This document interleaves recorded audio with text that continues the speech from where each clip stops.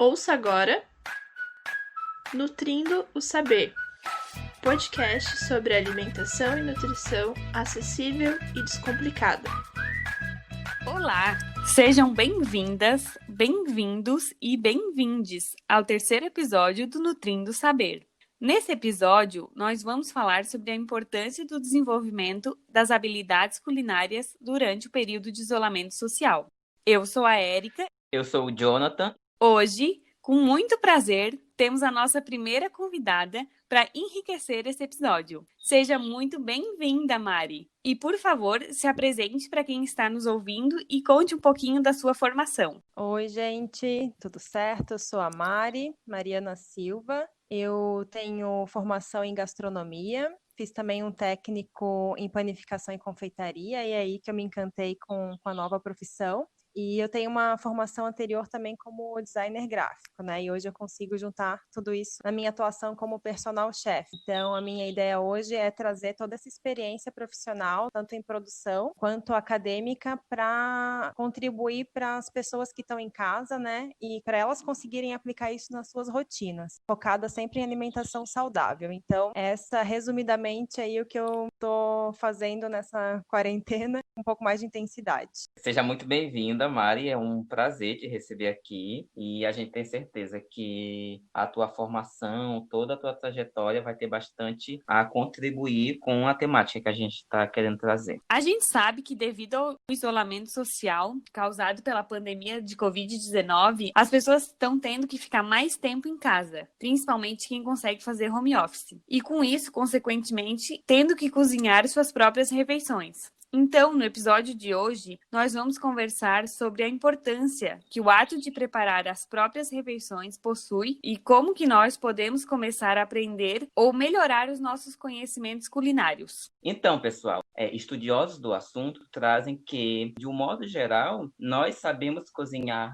menos do que a nossa mãe, do que o nosso pai, e talvez até menos do que os nossos avós. Quanto mais a pessoa sabe cozinhar, menos ela vai ter uma tendência a consumir alimentos que a gente considera como não saudáveis. Com isso, Mari, eu tenho uma pergunta. Na tua opinião, qual a importância de a pessoa saber cozinhar? E para quem não desenvolveu o hábito de cozinhar ou que acha que não tem aptidão, para quem está começando agora a considerar esse ato como importante, por onde a pessoa pode começar? Existe algum caminho que seja melhor ou mais motivador? Então, eu vejo como a principal importância, né, de saber cozinhar a nossa autonomia em relação à alimentação, porque cozinhar vai nos dar o poder de escolher. Então, a gente vai ser mais ativo nas decisões sobre o que a gente ingere. Então, a gente não vai depender tanto da indústria, vai depender tanto de outras pessoas. E essa posição mais ativa em relação às nossas escolhas, nossa alimentação, também nos leva, em algum momento, a uma maior responsabilidade, tanto com a gente, como também com todo o contexto da cadeia alimentar. Então, a gente pode também despertar para um olhar sobre sustentabilidade, sobre produtos orgânicos. Então, eu acho que o ato de cozinhar é só o começo desse despertar, né, para todo o resto da cadeia.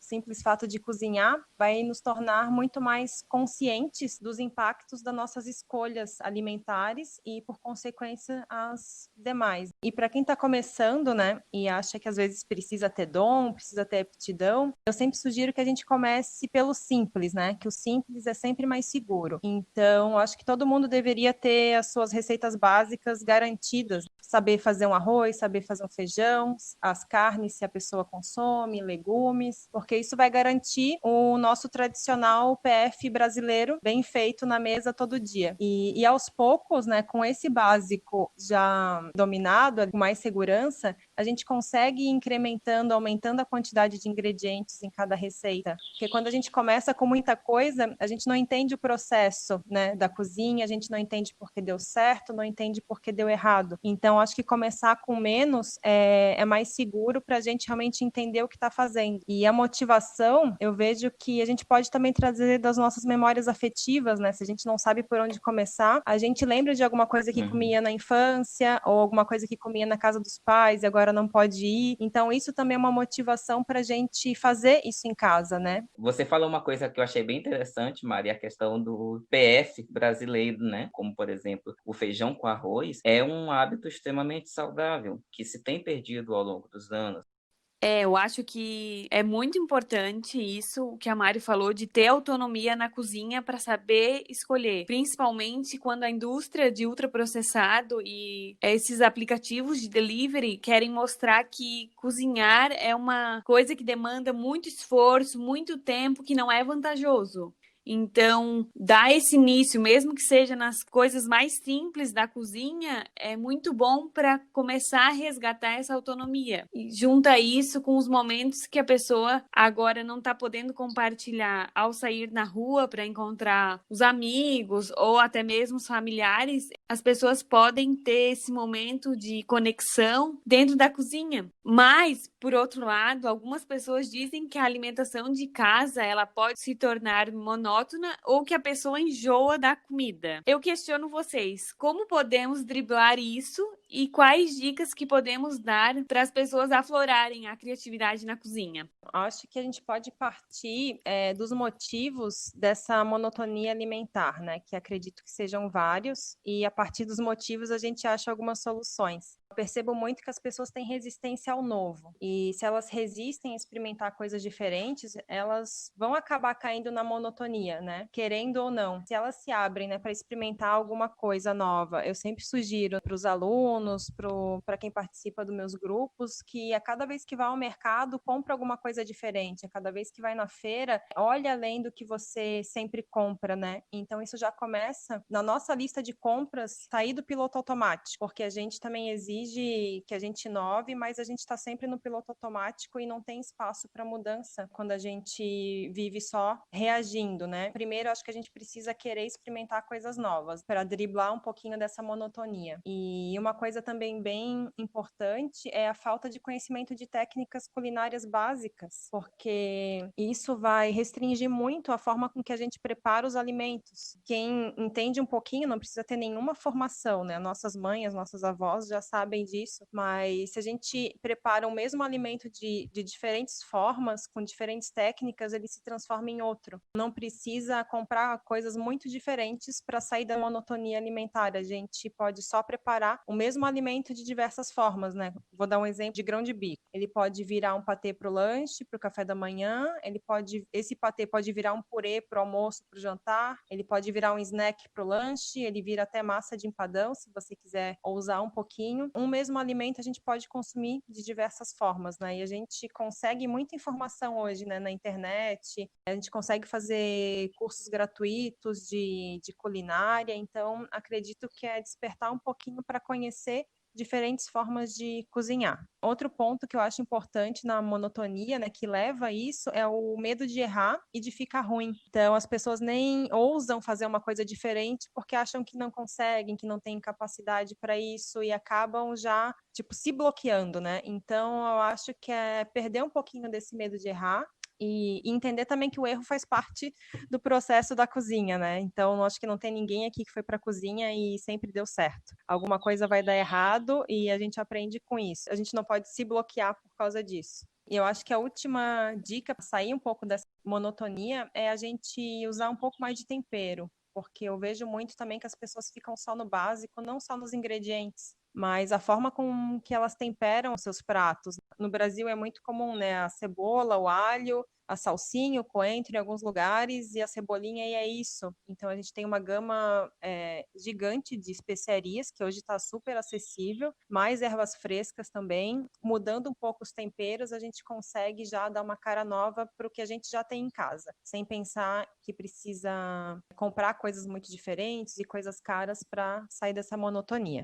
Mari, comentasse sobre a versatilidade de alguns ingredientes, eu acho que isso é super válido, principalmente para aflorar um pouco dessa criatividade E a gente pode citar também um ingrediente básico que todo mundo tem em casa, que é o arroz. Que a pessoa consegue fazer um arroz normal para comer com arroz e feijão. Se sobra esse arroz, pode virar um arroz de forno, um bolinho de arroz. Apostar na criatividade é sair um pouco da zona de conforto de eu não sei cozinhar, eu tenho medo. Hoje em dia, como tu mesma citasse, a internet está aí para ajudar muito nisso. No site do Panelinha, que é panelinha.com.br, eles fizeram um especial com orientações para melhorar a alimentação na quarentena. Tem dicas de planejamento desde as compras, da lista de compras, do armazenamento, do preparo e até do reaproveitamento e congelamento dos alimentos que já foram preparados. Eu acredito que a quarentena trouxe muito isso, a necessidade dessa criatividade, né? Principalmente para não desperdiçar os alimentos. Pessoal, tem uma outra dica que a gente vai deixar aqui, que são 2 e-books que a gente queria compartilhar.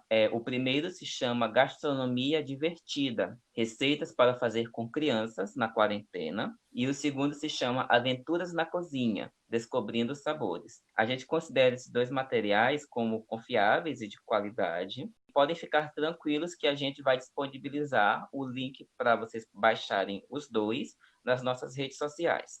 Mari, por último, eu queria te perguntar o seguinte: nesse tempo de pandemia, nesse tempo de quarentena, de isolamento social, quais as reflexões que nós podemos fazer sobre esse período, principalmente em relação à alimentação? Então, esse período não está sendo fácil para ninguém, mas a gente realmente pode fazer algumas reflexões, principalmente sobre alimentação, porque a gente se viu de cara, né, com ela como a gente nunca se viu antes e tendo que ser responsáveis por mais etapas, talvez, da nossa alimentação. A gente não está podendo terceirizar tanto. Então, é uma oportunidade de olhar um pouco para dentro, né? A gente consegue também reviver algumas memórias afetivas através de alguns preparos, e isso está, de certa forma, nos conectando com as pessoas que estão longe, que a gente não está conseguindo ter tanto contato, até com memórias de que a gente gostava de se encontrar com os amigos, fazer happy hour, isso também a gente não consegue, e a gente está tendo que reviver tudo isso dentro da nossa casa de uma outra forma. A gente também está descobrindo que a gente pode cozinhar e comer muito bem com muito menos. A gente não precisa estar indo sempre no mercado procurando algum ingrediente que talvez nem precise. A gente está procurando formas de aproveitar integralmente os alimentos para não desperdiçar. Eu acredito que essa restrição está nos fazendo inovar, né? Eu acho que não tem nada mais motivador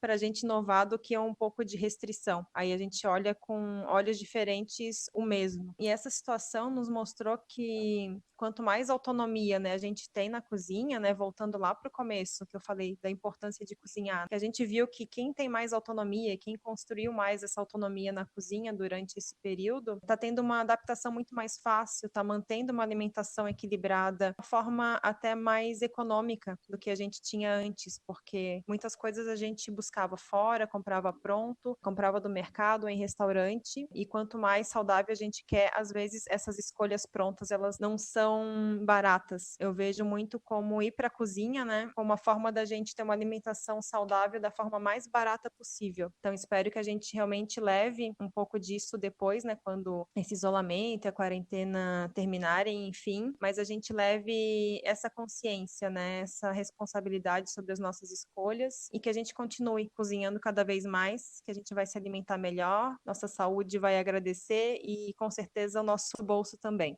Que lindo, Mari, essas tuas palavras, né? E eu concordo plenamente. Tem uma frase muito famosa do Paulo Freire que diz que a educação liberta. Indo atrás de conhecimento, indo atrás de novos saberes, novos conhecimentos, a gente vai ter benefício não só na nossa alimentação, mas nas nossas escolhas, na nossa saúde, na nossa vida como um todo. Então, pessoal, assim chegamos ao fim do nosso 3º episódio. E eu, em nome de toda a equipe do Nutrindo Saber, agradeço muito a tua participação, Mari. Contribuiu muito na nossa discussão e eu espero que quem ouviu o podcast também tenha adorado. Mari, eu também queria te agradecer. foi muito enriquecedora essa nossa discussão, multidisciplinar, multiprofissional. E se tu quiser, pode ficar à vontade para divulgar o teu trabalho, as tuas redes sociais, onde é que o pessoal pode te encontrar na internet. Agradeço muito o convite do Nutrindo Saber para compor aqui essa conversa super válida para esse momento que a gente está vivendo. E quem quiser acompanhar o meu trabalho de personal chef,